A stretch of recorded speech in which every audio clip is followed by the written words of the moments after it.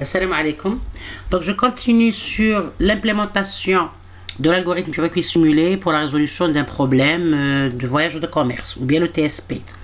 Donc on était sur la fonction concatenate de la librairie NumPy qui nous permettait de concaténer ou bien de fusionner les deux vecteurs coordonnées qui sont le vecteur x des abscisses et le vecteur y des, bien sûr, des ordonnées.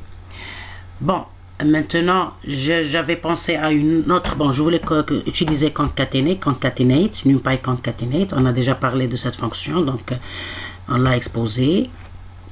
On a ici notre chemin qui contient les nombres des villes, ou bien les noms, c'est-à-dire les numéros des villes, ok. Maintenant, on a, chaque ville a des coordonnées x et y, parce qu'une ville est considérée comme un point dans un repère orthonormal. Donc, chaque, c'est-à-dire ville 1 par exemple, elle a comme coordonnée le x1 et comme coordonnée, comme abscisse x1 et comme ordonnée y1, 0,2 et 0,6 par exemple. Donc la concaténation, l'exécution de la fonction mp concatenate, bien sûr ici x chemin, c'est-à-dire pour chaque ville on va prendre comme indice c'est-à-dire l'indice du vecteur x, et y chemin, c'est-à-dire c'est l'ordonnée dans le, c'est-à-dire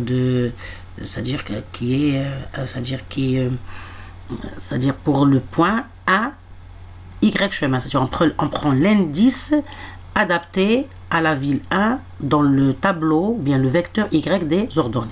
Donc la concaténation, cette fonction me permettait d'avoir un nouveau vecteur avec une colonne et plusieurs lignes. Ok.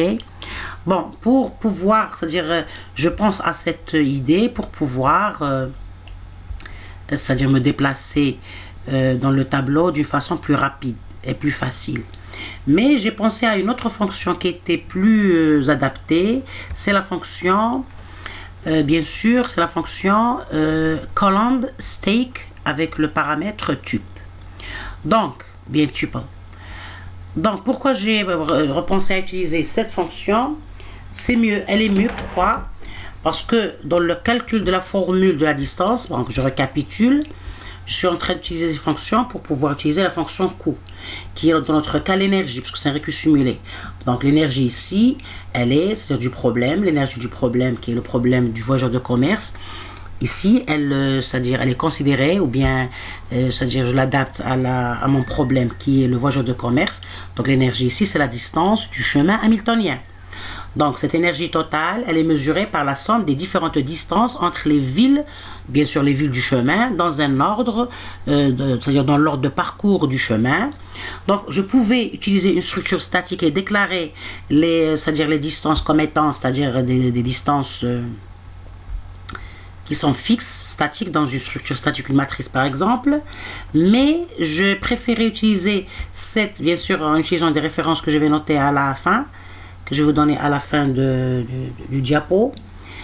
On a pensé c'est-à-dire à générer cette distance dynamiquement en utilisant la notion de la distance entre deux points dans un espace orthonormal, le point A et le point B. Si le point A c'est la ville 1 par exemple, le point B c'est la ville 2.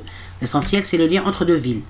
Donc je vais utiliser cette formule mathématique qui me donne la distance entre deux points, en utilisant bien sûr les ordonnées des points. Les XB et XA sont les abscisses du point B et point A consécutivement, et YB et YA sont les ordonnées. Bien. Donc, pour pouvoir, c'est-à-dire formuler la somme de ces distances-là entre les différents points du chemin, j'utilise ça c'est le code c'est-à-dire en Python. Donc j'ai utilisé plusieurs fonctions. J'ai parlé de la fonction, premièrement j'ai utilisé la concaténation. Maintenant je vais, au lieu d'utiliser concaténer, je vais utiliser c'est-à-dire la formule, ou bien la fonction num-column qui va me permettre de faire cette fusion, mais colonne par colonne, c'est mieux. C'est-à-dire je vais avoir un tableau à deux colonnes, donc j'aurai, c'est-à-dire la possibilité de me déplacer dans ce tableau, bien dans cette matrice, facilement pour pouvoir réaliser cette soustraction-là, le XB moins XA et le YB moins YA. Donc je vais vous expliquer cela en détail. Donc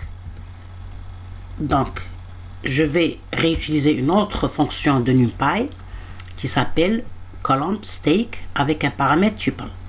Donc ici, une remarque très importante, le Python c'est un langage vraiment très évolué, très facile à utiliser, mais à une condition. Premièrement, la majorité des fonctions, c'est des fonctions mathématiques. Donc pour pouvoir utiliser le Python pour coder ou bien pour programmer nos algorithmes, il faut premièrement connaître les différentes fonctions de NumPy, et c'est des fonctions mathématiques, donc c'est des notions mathématiques sur les matrices, sur les calculs matriciels, sur les formules mathématiques, c'est-à-dire les maths appliquées d'une façon générale.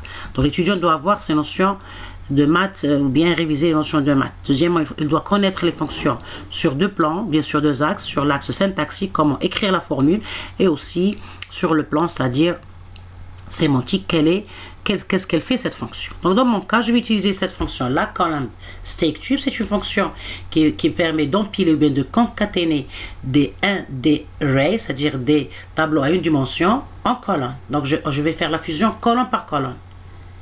Par contre ici, concatenate, j'ai fait ça, la concaténation ligne par ligne.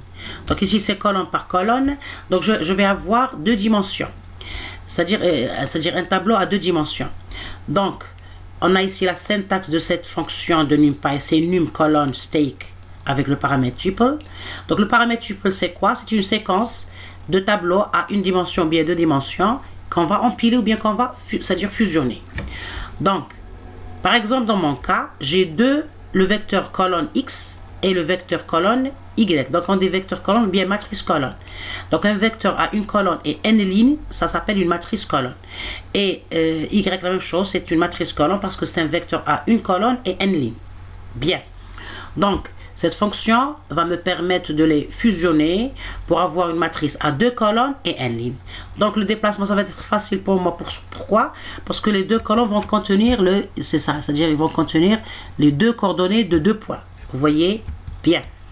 Donc maintenant, c'est-à-dire les deux coordonnées, non, au contraire, c'est-à-dire les coordonnées des points, le x, c'est-à-dire les xi et les yi dans une seule, c'est-à-dire dans deux colonnes qui sont deux colonnes de la matrice.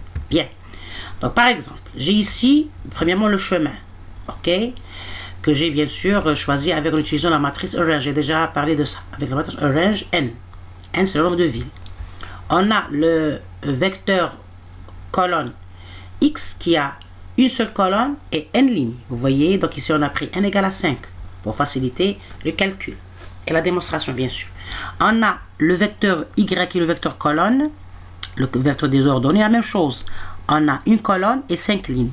La fusion en utilisant column stake avec le paramètre tuple, elle va me donner xy une seule, c'est-à-dire un seul tableau avec deux colonnes et bien sûr n lignes.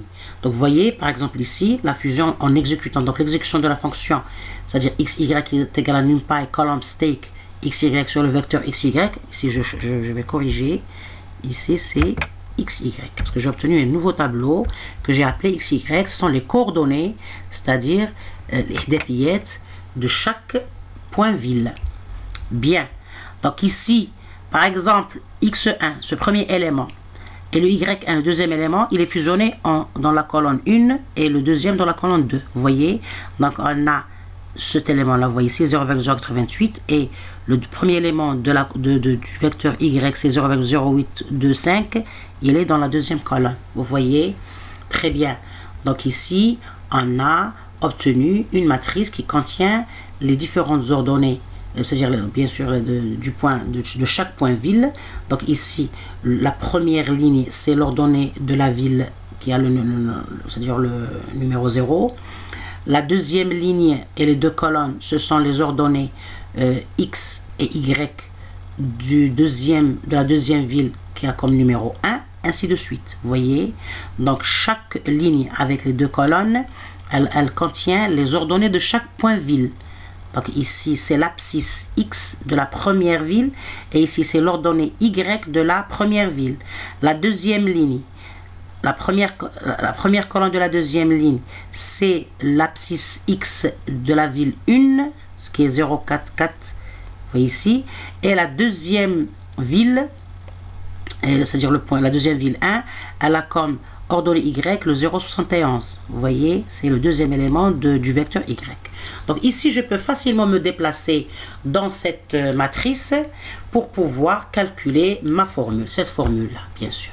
Donc ce déplacement, il va être bien sûr réalisé aussi par une autre fonction de NumPy. Donc vous voyez que NumPy est très riche, qui s'appelle roll.